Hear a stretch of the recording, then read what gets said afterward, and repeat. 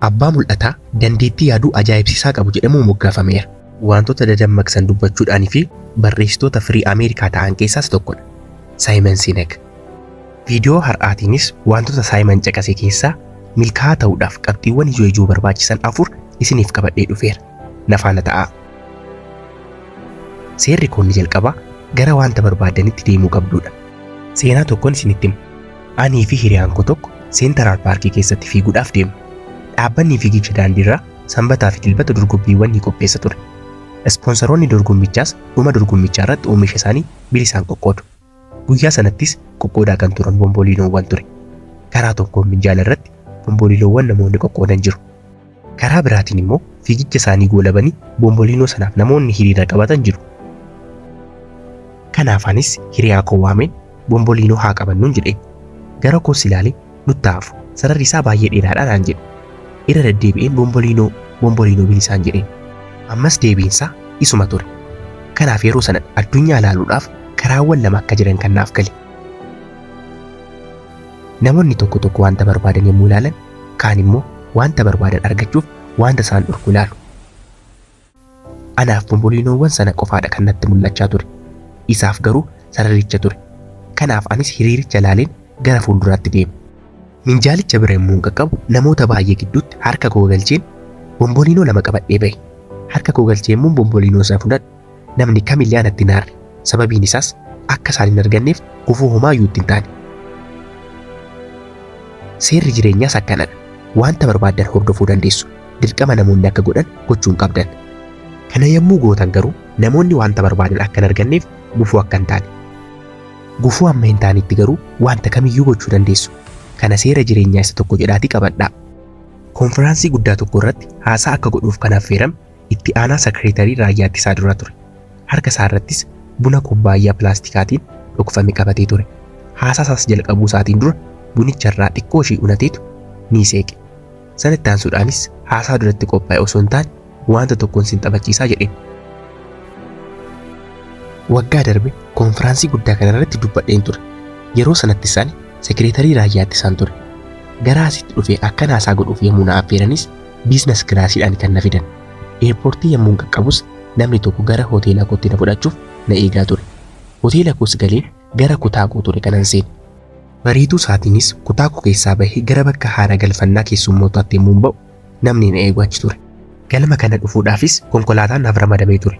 Haasaa gochuu kootiin duras shiinii seeraamikii bareedaadhaan buna kubbaayyaa tokko naaf kennan. Namicha haasa'uu isaatti fufe. Ammaan kanatti aangoo irraa hin jiru. Aangoo irraa bu'eera. Gara asitti yommuu na affeeran akkuma nama kaanii ikoonomiidhaan kanan dhufe. Eerpoortii yommuu qaqqabus taaksii qabadheen gara hoteelaatti kanan deeme. Har'a ganamas gara galma kanaa yommuu dhufu taaksii qabadheen kanan dhufe. Ergan as galee bunni yoo jiraate jedhee yommuu gaafadhu namni tokko gara bukkeetti natti akeekeetu maashinii iddoo sana jiruun fayyadamii naan jedhu. Achiinis deemee kubbaayyaa pilaastikii amma argitan irratti buna koo qicadheen dhufee jedha. Shiiniin seeraamikii gonkumaa anaaf jedheen qophoofne bakkan qabadheef yaadamee ture. Ani kan naaf malu kubbaayyaa pilaastikiidha. Jireenya keessanitti yeroo hunda barumsa kana yaadadhaa. Sin gara fuulduraatti qabeenya yommuu argattan, beekamtiin yommuu dhufuu fi sadarkaa olaanaa irra yommuu taatan namoonni haala fooyya'an sin keessummeessu. Balbaloonni baay'eenis siniif banamu. Sin homaa osoo hin gaafatin shiinii bareedaadhaan buna siniif fidu. Yeroo kamillee garuu wanti yaadachuu qabdan shiiniin sun isiniif jedhee miti bakka qabattanii jirtaniif. Isiniifis kan malu kubbaayyaa pilaastikiidha. Kanaaf kana yeroo hunda yaadadhaa. Gadoof qabuu fi galanni akkuma jirutti haa ta'u. Wanta bilisaa hunda fudhachuu dandeessu. Faayidaawwan argattan tokkoon tokkoofis galateeffataa ta'a. Haa ta'u malee garuu kan keessan akka hin taane yeroo kamillee yaadadhaa. Humni galaanaa Ameerikaa tarii waraana beekamoo addunyaa irratti baay'ee milkaa'eef ta'uu danda'u. Humna galaanaa sanarraas isa tokko gaaffii gaafatani. Gara humna galaanaa nama galuu barbaadu akkamitti filattuu jedhanii. Humna galaanaatti makamuuf nama akkamii akka barbaadu sinitti himuu hin danda'u. Yoomillee warra galuu hin dandeenye garuu sinittan himu. Qaamni isaanii baay'ee kan jabaatee fi ofii isaanii akka ulfaataatti warri ilaalan nutti makamuu hin danda'an. Dabalataanis itti gaafatamummaa isaanii hunda bakka buusuudhaan kennuu kan jaalatanii fi waan tokkoyyuu gochuu warreen hin barbaanne isaanis nu biran galan. Yeroo baay'ee kan nutti makaman iyyuu qalloo warra ta'anidha. Yeroo tokko tokko hubattee yommuu ilaaltuun ija isaanii keessa sodaas ni dubbista. Haa ta'u malee garuu humna isaanii kan qaamaa fi miiraa guutummaatti baasanii yoo fayyadaman iyyuu karaa ta'een nama bukkee isaanii jiru gargaaruudhaaf ofii isaanii keessa gadi fagaatanii qotuuf humna dandeessisu argachuu danda'u. Namoonni akka kanaa humna galaanaa baay'ee milkaa'eef ta'uu danda'u. Kanaaf isinis jireenyaan fagoo imaluu yoo feetan namoota mirga keessaniinis bitaa keessaniinis jiran gargaaruudhaan baay'ee cimaa ta'uu qabdu. Sababiin isaas addunyaa keenya irratti namoonni guddachaa kan deeman karaa kanaan waan ta'eef. Wantoota kana hunda qofaa kee gochuu akka dandeessu yaaduudhaaf addunyaan keenya baay'ee ulfaattuu fi balaafamtuudha. Kanaaf namootaaf yoom gargaarsa dhiyeessuu akka qabduu fi namootarraas yoom gargaarsa akka gaafachuu qabdu sirriitti baradhu. Neelsan Maandeellaan sadarkaa addunyaatti akka hoogganaa hangafaatti lakkaawwama.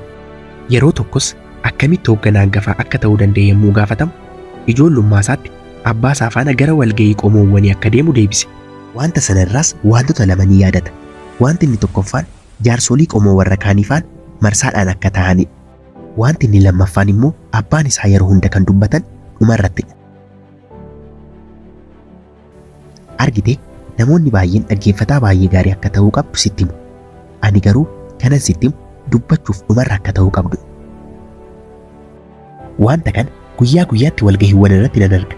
Homaadhuma baay'ooliin isaanii hooggantoota gaarii yoo ta'anis gara walgahichaatti dhufanii rakkinichi kanadha furuu kan qabnu jedhaniitu yaada keessan garuu dhaggeeffachuun barbaadaa jedhu. Deemsi kun bu'aa qabeessa nu gochuu danda'a. Hoogganaa ta'uu yoo barbaaddan aartii yaada keessan keessa keessanitti qabachuu baruu qabdu. Namni hundumtuu yaada mataa isaanii erga calaqqisanii booda dhumarratti yaada keessan dubbachuu. Akkas yommuu gootan miira lama isaanitti uumu. Inni tokkoffaan miirri barbaadamummaa keessa isaanitti dhaga'ama. Kana jechuunis immoo murtee keessan irratti deeggarsi isaanii akka jiru waan yaadaniifidha. Wanti lammaffaan fayyadamtu immoo wanta isaan jedhan dhaggeeffachuudhaan ofii keef rakkinicha furuudhaaf furmaata biraa argachuu dandeessa. Kanaaf wanta dubbachuu barbaaddu garaa keetti qabadhu.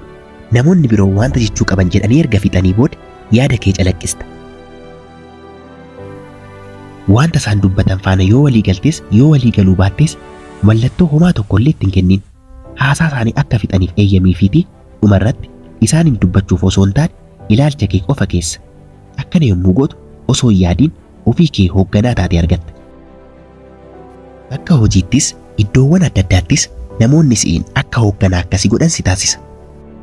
Barumsi jireenyaa inni guddaan dubbachuu yoo barbaaddan dhuma ta'a. Viidiyoo kana waan naaf hordoftaniif baay'ee sin galateeffadha. Viidiyichi na fayyadeera jettanii yoo yaaddan viidiyoo biraa iskiriinii irratti argitan kiliik gochuun ilaaluu dandeessu. Galatoomaa nagaatti.